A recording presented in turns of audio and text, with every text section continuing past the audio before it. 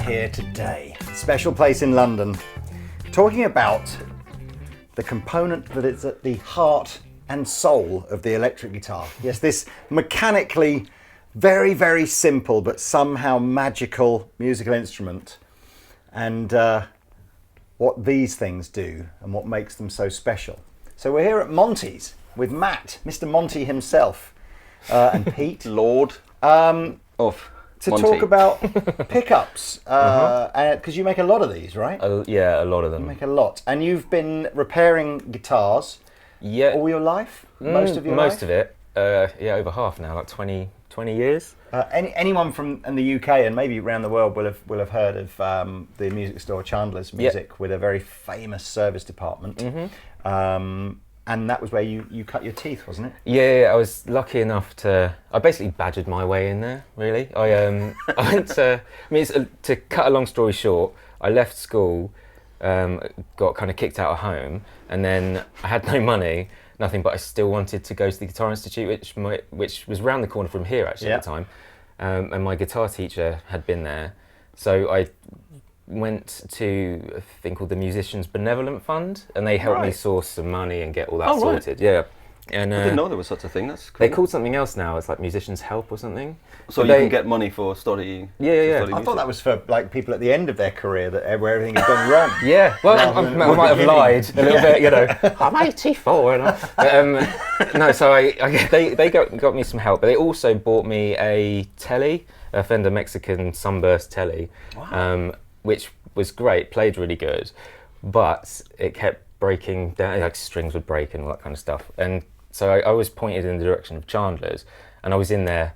At one point it was weekly, and I had no money, so I'd be like, can I make cups of tea for you? Can I do whatever? Can I have a job? And literally all the time. And Charlie, God bless his soul, I think he just wanted to tell me to go do one. But it was literally the day I graduated, I went in there, and they were like, we've got this apprenticeship coming up. It's just when they've got their Plec machine, That's just fantastic. So they were like, just put it around the schools, just see if there's anybody who's interested, So obviously I didn't tell anybody, so I was the only applicant. And yeah, that's how you do it. Yeah. And yeah, from then on I started working then. At the time there was Charlie, who is, he's like legend in the guitar repair world. There's a guy called Ian Allerton, who now's got the Guitar Works, and he's incredible luthier. A guy called Paul Herman, who's now in Wall Basses, I think. But again, he's an incredible guy. A guy called Brinsley Swartz, and yeah, just a really great group of people. I was lucky enough to be shown the ropes by them. So you started Monty's as a general guitar workshop. Yeah. But did you even from the start? You've moved. You still do a lot of that now, but the main business is making pickups. Yeah. Was that something that right from day one you wanted to do, or is that an evolution from all the repair work? Well, no. I've always been kind of a little bit kind of entrepreneurial. And when I was a kid, I used to try and trade stuff, sell stuff, and with the guitar thing, I always wanted to have A, my own business, and B, I wanted to have something that was have a product which could be seen on stage, and played and do all that kind of stuff. So I always wanted. There was always the thought of I'm going to have my own thing. I'm going to build something, but guitar repairs aren't exactly, highly paid. So I had never had any money, and pickups, which the main thing is I've had loads of experience with all the old stuff, because being at Chandler's, all the stuff that came through, and it was when I realised that the pickups, which, they are the thing that turns the physical movement of your string into the start of your electric signal, so it's got to have a big impact. And they're also really small. And they also don't, you can get your hands on stuff to make them relatively cheaply. So, yes, it was always a focus. And then, basically sold my motorbike, bought a load of pickup stuff, built that winder over there. It's a great winder. You need to see this. This is so... Heath Robinson. Yeah, well, it's like I said, it's like I don't know, what's the motor from?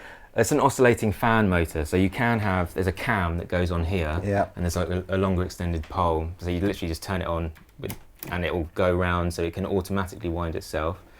There's bits of a sewing machine, yeah, the foot switch from the sewing machine, some sort of click counter to do the number of winds. Yeah, and then you've got this bit was DIY.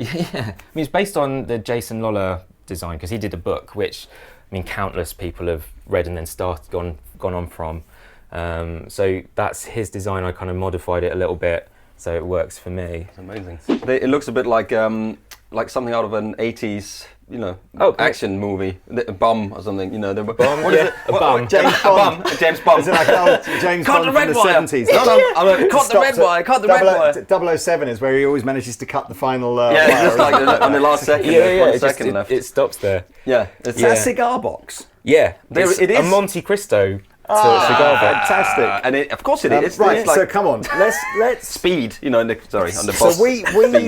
So we first kind of properly did some business together when you and Pete did the pickups, the DP51 set, which were for his Telecaster. Yeah, and I suppose great, by the way. I'm super intrigued behind.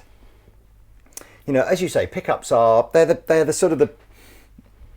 I know there's a huge debate on the internet as to what exactly contributes to the tone of a guitar from a guitar, and I'm a believer. It's like it is everything. Yeah. But I absolutely accept that the pickup is probably the main deciding factor, I suppose, of what goes out here. Yeah. Very much impacted by what's there. Yeah. Now, there's fundamentally the design of a pickup. If we put to one side perhaps some of the modern things that Fishman are doing with Fluence. Yeah, that's really cool. A pickup is a magnet. Mm-hmm. Is it always copper or just some sort of conductive winding? Well, you can't. People have done it with other things, but typically it's copper with various different coatings on it. Right. And then that's it. That's it, basically. And then all the plastics, and the plate, but even the plates and things like that can change the way the pickup sounds. Yeah, well, you're changing the magnetic field. I mean, actually, going back to the whole guitar, what creates the sound, I think everything on the guitar, you need to make it so it's all balanced, so the strings have the freedom to move as best they can. And so that's all all of this kind of contributes to that. And then the pickups take over. As long as they can see something really good, then they'll make it even better, or train it whatever way. But yeah, with these, it is just magnets, basically magnets and copper. And so, how much? I mean, when you go back to the original, like the single, just a single coil pickup, how different, if you like, are what you're making today from what was made 70 years ago? Well, some of them are completely identical. Some of them we sort of tweak them so they are better. I mean, traditionally, like Telecasters, a lot of them, like the neck pickup, can be kind of woolly. So on our ones when we've tweaked them to be more modern, we've taken kind of that basic fundamental thing, and then you change the bobbin somehow in the magnetic field, so then you get more cut, you get different frequencies, you get it so it's more usable. But people also, they want to, and the old stuff does sound good, so you can literally just do anything with it. So tweak it. And what about this El Nico 1, 2, 3, and 4 that we keep talking about that? What does that? And 5 and 6 and 6? I've never seen an El Nico. Or a 1 for that matter. No, it's like El Nico 2, 3, and 5. You seem to see. Yeah. But what does that? What does that actually mean? What is that? And then you've got 2 different types of magnet as well. Yeah, there's loads. I mean, you've got rare earth stuff. I mean, that's the really, really strong magnet, so you can actually shrink the size down. And then there's some. I mean, I haven't even delved into that yet. I'm in a wormhole as it is, so I'm just opening that up. But the different magnets, they're different makeups of all the things that strength.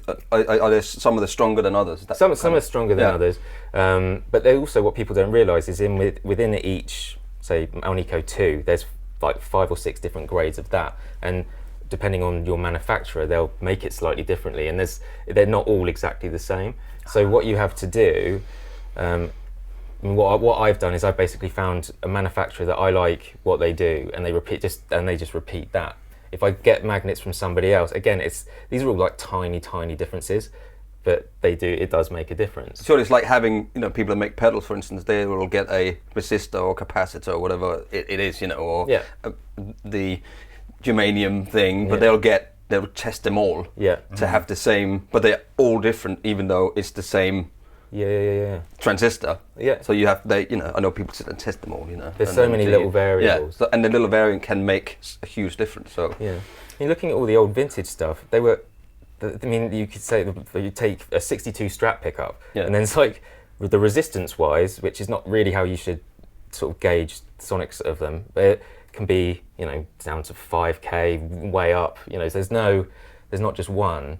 I think there's lots of winders just sort of sitting there having a chat. Was that just coffee? Was that probably or a whatever. mix in those days that I get the impression that components were purchased by brands like Fender and Gibson based on their availability rather than so if magnet A ran out one month, they just go, we'll get magnet B then. And as you say, if people were winding on and at best they'd have a click counter like that, at worst they're probably trying to almost do it in their head.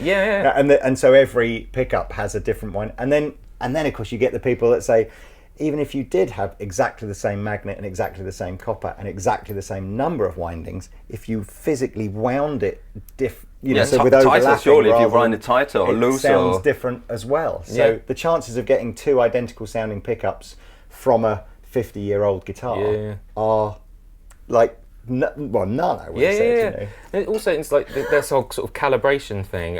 One of the best Strats I've ever heard was a 61. 62, and it had the reverse, like the strength of the pickups were reversed to how we think about it now. So it's like the neck one was, I think, something around 6.5, and the bridge one was like 5.2 or something. But it's volume-wise, it was absolutely fine, and tonally it was fine. It's just it was just really bizarre. They just made them, stuck them in. Yeah, we need to get these out quick. And could they potentially, if you take those pickups out and put them in another guitar, would they then sound the same, or could they potentially? Because they're components, that's because of that guitar, that wood, that lacquer, that day. No, exactly. Wires. Where the sun is, but it's. I mean, that goes back to the thing that everything really does make a difference. Yeah. Even a tiny amount. I mean, we did when I was at Chandler's. We had this. There was a guy called John Paracelli, I think his name was, session guy. He's like amazing sight reader. Did loads of. Taught Nicolas Cage the mandolin thing, but he came in. I didn't do the work. Charlie did the work, and he put stainless steel frets on his guitar. And then he came back like a week later and said that they were too hard. That's tiny. Yeah, no, I can't do stainless steel frets. I cannot. It doesn't work with me. One, they're too slippery, and they feel too hard. I don't feel like I'm connecting with the guitar, and I feel like when it's like a tone thing with my fingers. I don't press very hard. But so I never wear my frets out. And, I mean, I've never had new frets on any of my guitars ever. Really? And so I don't wear them out really. But I just feel like stainless steel. I can't get on with it for some reason. I did They're think very pingy as well. Through the 70s, the whole pickup thing seemed to be the only way. But this is sort of certainly before amps were high gain, and arguably really before this idea of having pedals was super prevalent. It seemed to be that the pickup manufacturer, the guitar makers were going hotter pickups. Let's try and drive the front. And so I think one of the common mistakes nowadays is people just associate a really hot pickup with a great gain sound. But if you've got the gain already in the amp or in the pedal, sometimes I think a super hot pickup into that totally overloads everything, and it sounds like muddy and exactly. But you're smacking the front end of the amp, which then automatically will just go. So they had huge amounts of headroom. I mean, they were doing 100-watt, 200-watt heads and stuff. So they needed hot pickups to then push those. But now, I mean, as stage volumes go down and that's the problem, amp sizes are going down, and I mean, my main thing with all of my pickups is like a frequency thing. So I want you to be able to be heard and sat in the mix when you're playing, because nowadays you can't just go and force through, especially if you're dealing with the front of house guy going. Yeah, exactly. Can you turn your amp down, please? Yeah, front of house guys, man. But always after the guitar player. Well, yeah, we are. Historically, it is like, you know, but it's a vendetta. If you've got like keyboards, bass, multiple harmonies, and all this backing tracks and everything going on, the frequencies are so all there. So it's like sometimes if you can get a guitar sound which sounds great in your bedroom or wherever you are, put yourself in a band. It's like where the are you? Yeah. And sorry, can I swear? Can I swear? You can say cool. Absolutely. So I think, is there anything you can do to help our wonderful viewers? If you're looking to change the pickups on your guitar, because it's a relatively straightforward job to do and it's super fun to do it, and you've got this problem, you can't go and try them. It's next to impossible to ask for a set of pickups to be fitted to your guitar and go, oh no, I don't really like those. And I guess to a certain extent, you know, some web companies, you know, Seymour Duncan, I'm not sure about Monty's, whatever, but do you do sound clips on your site? We've got some really old, we're in the middle of updating. So, but lots of them you can get, but it's not your guitar into your amp with you playing, you know, so is it just a leap of faith, or could you sort of go, you know what, there are some sort of things that you could look for certain types of sounds that might at least get you on the I mean, typically, ballpark? if somebody comes to me and says they want to change the pickups, usually the first thing that we do is, you know, it's like, what kind of sounds are you looking to make? Have you got any clips, something we can hear? And then you can kind of narrow it down of what they want. Also, that your rig has a huge amount to do with it, what style you play, all that kind of stuff. So I mean, you can, if it's typically, if you want to, if you like sort of chimey, mainly clean stuff, stick to something that's a little bit softer, a little bit lower output. If you want to push something a little bit more, get something a tad hotter. The people can get hung up on the magnets and stuff. Yeah. And it's like, it must be Alnico 4, it must be Alnico 4. But if you've got Alnico 4 with then a different wind and, you know, where the coil is in the magnetic field, which has a massive effect on it, you can make one magnet sound more like another. Yeah. So although it is really hard, you kind of have. Was that a long-winded way of saying no? Basically, I should have gone. Yeah, I should have gone into politics. Really, shouldn't I? Because I have tended to shy away from changing pickups on my guitars because I've ended up.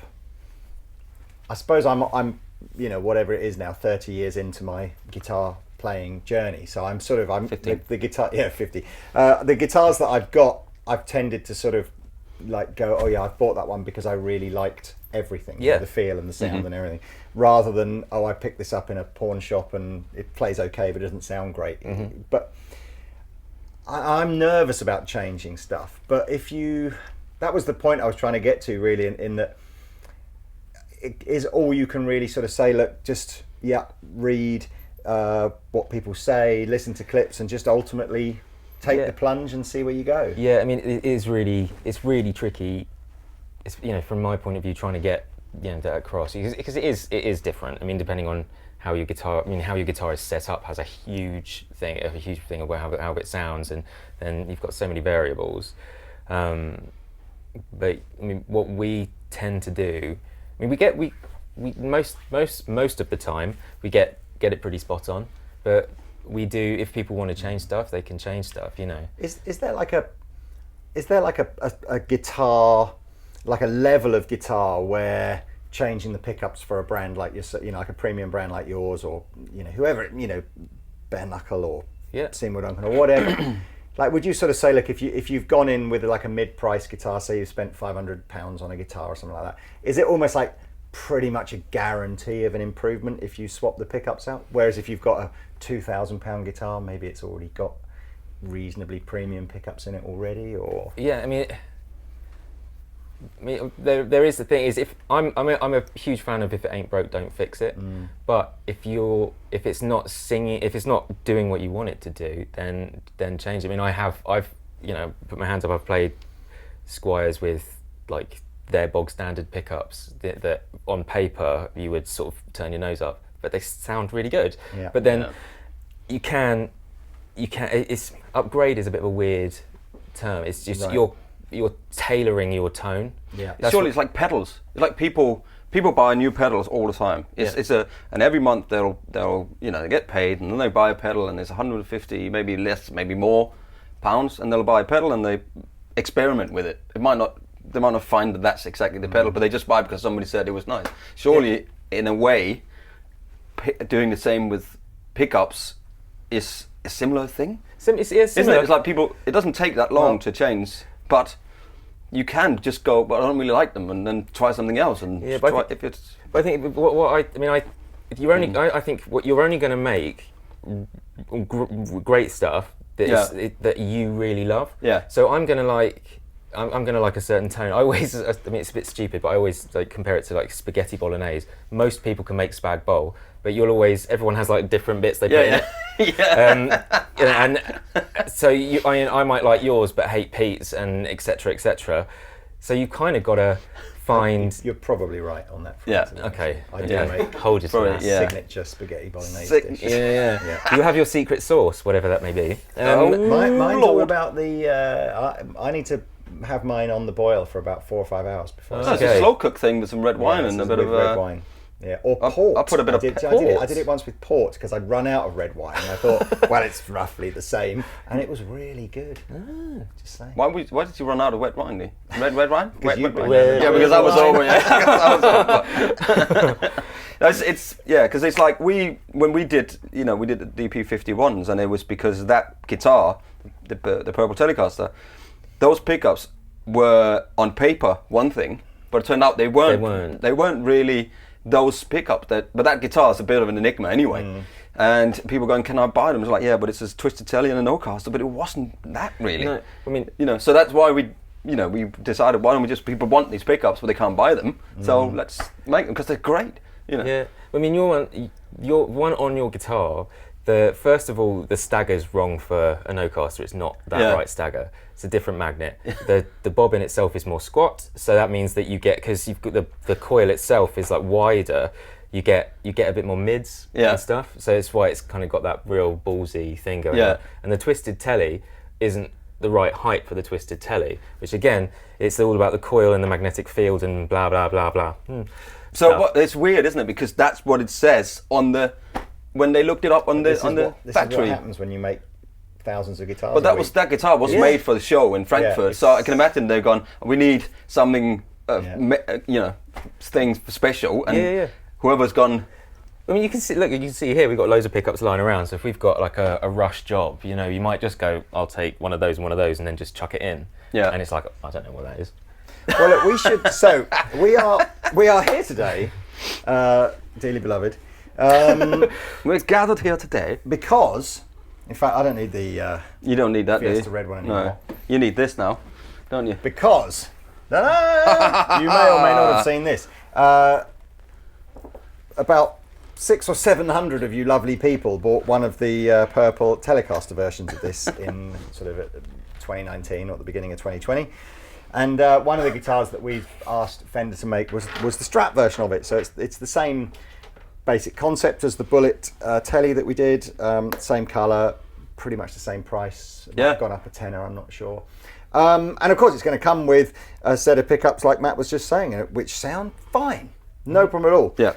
But what we want to do is like give you some Pete Honore hot sauce if you want to.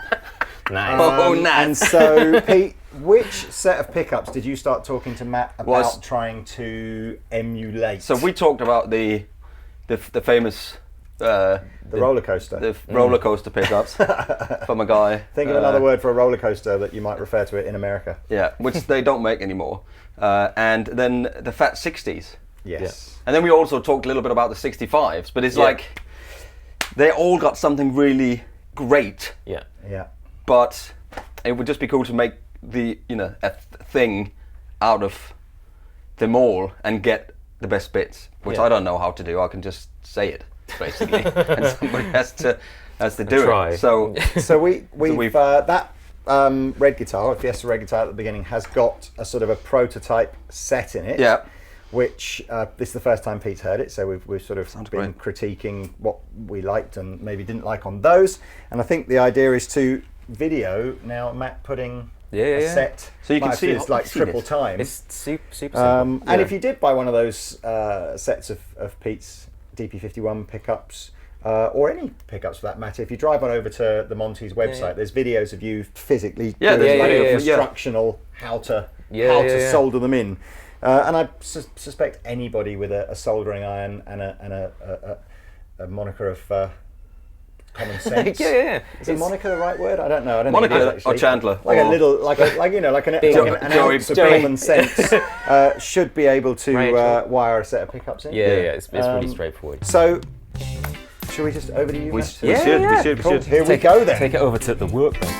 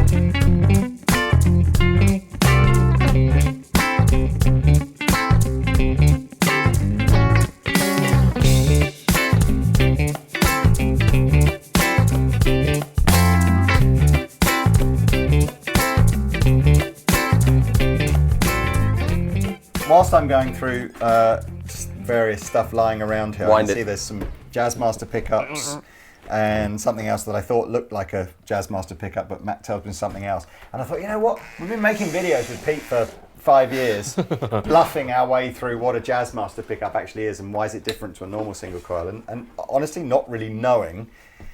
So, in fact, I've got let me just grab one of these. So, Strat pickup? No, that's one part of a humbucker. Oh, okay. Right. Yeah. I mean, a Strat pickup is the same. Strat pickup, right? Yeah. Well, that's not yours, though, is it? No, but this is the Squier one. But look, this is kind of interesting, actually, because these are, as we're on the subject, if you hold those, see they're from the Squier now. They're from the Squier, but they've got ceramic magnets on the bottom and steel poles going through them. Right. So which is basically a P90.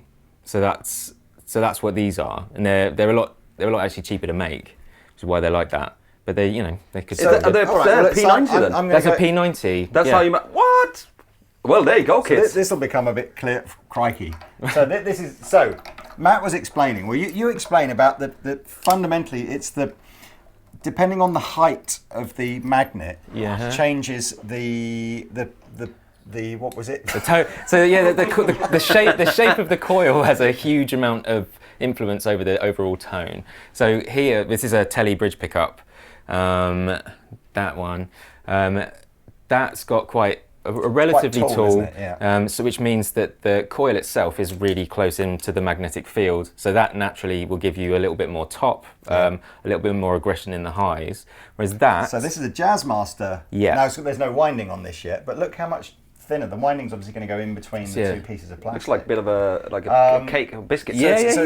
So it's a very short single coil pickup. Yeah. So how does that, and that changes the output? So you get a little bit less top. You get more mids coming through, because the coil is actually sort of further out of the magnetic field. You get less of that top coming through. Although those can be quite jangly in the bridge. Naturally got more mids. And then a P90. So apologies that this is actually a P90 made to look in the shape of a Jazzmaster. Yeah. So forget the shape of it.